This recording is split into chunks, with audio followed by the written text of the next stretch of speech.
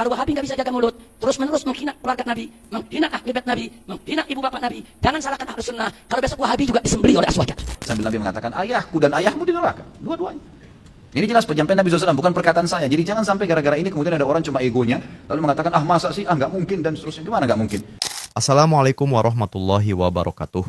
Baik teman Tauhid, kali ini kita akan membahas perdebatan antara Ustadz Khalid Basalamah dengan Habib Rizik yang ngotot mengatakan orang tua Nabi masuk surga, sedangkan Ustadz Salafi seperti Ustadz Khalid Basalamah mengatakan orang tua Nabi di neraka.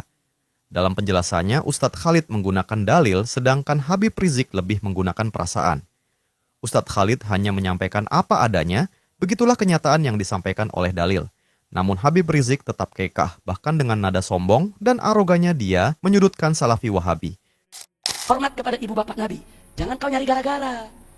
Ini Wahabi ini makhluk kurang ajar, saudara. Ibu bapak Nabi dikafir-kafirin. Udah gitu ceramah di mana-mana seenaknya, peringatan maulid bid'ah, musyrik, masuk neraka, tawassul bid'ah, tabarruk bid'ah, semua dikafir-kafirin. Dia doang yang Islam sendirian. Saudara, dulu Nabi kita waktu hidup, dari pagi, siang, sore, malam, Nabi sibuk mengislamkan orang-orang kafir. Sibuk, saudara.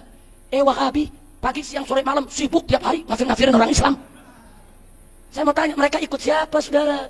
Kalau mereka mau ikut Nabi, anggaplah saudaranya kafir. Anggapnya saudaranya kafir, Islamin dong. Bukan lu caci maki, bukan seenaknya lu adu domba di atas mimbar. Hati-hati. Saya berikan peringatan kepada Syiah maupun Wahabi, ini negeri Ahlus Sunnah. Jangan seenaknya kalian bicara, hati-hati.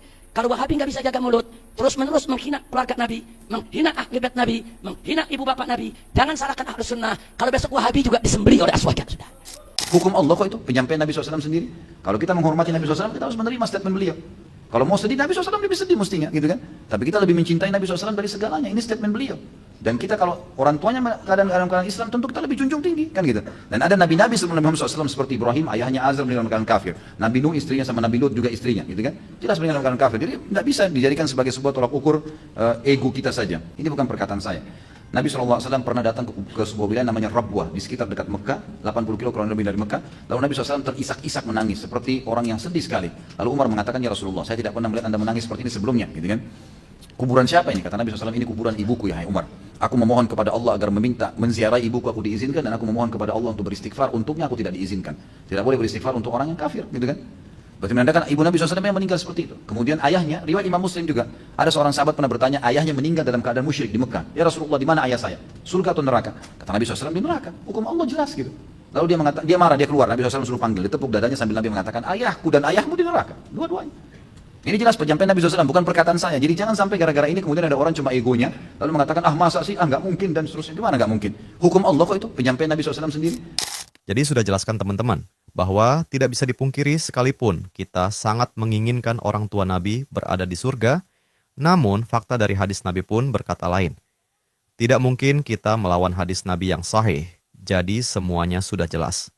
Hanya saja kita sendiri yang terkadang terlalu baper. Begitulah jika kita gulu atau berlebihan terhadap Nabi, sampai-sampai fakta pun kita akan sulit percaya.